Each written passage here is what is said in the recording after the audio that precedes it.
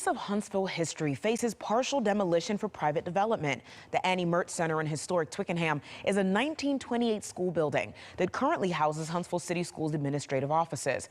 But the district is selling to a developer and moving the central office.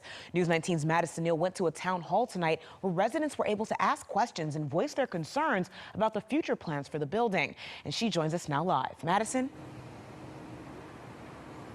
Now, because Annie Mertz Center is part of historic district, that means that any changes to the building here have to be approved by the Huntsville Historic Preservation Commission. And tonight, Huntsville City Councilman Bill Kling hosted a town event where residents could come ask questions about the future of the Annie Mertz Center, and more than 100 people showed up. The Annie Mertz Center in Huntsville's historic Twickenham district is facing partial demolition. It's the fabric of the neighborhood, the way these things are all stitched together.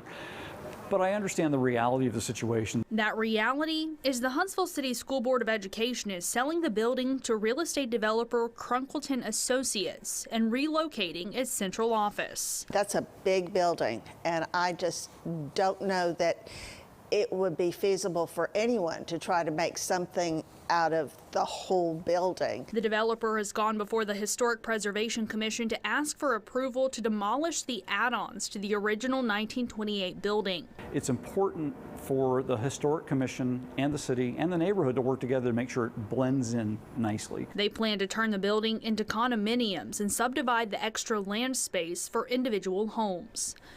Putting 15 condominiums in there would be the best use of that building and the prettiest. Most neighbors at Monday's town hall weren't opposed to the demolition or plans. Overall, I think it's a good idea, but if there's an issue with drainage while they're doing construction, it could be problems for people that live down the street, and there's a lot of people that live down the street.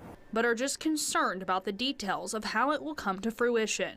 There's no definitive definition of what's going to occur with the lot lines. We don't know what's going to happen, what houses will be built. We don't even know how the lot lines will be defined. The developer is expected to present those plans to the Preservation Commission before they vote to approve demolition. The Commission's next meeting is on March 14th.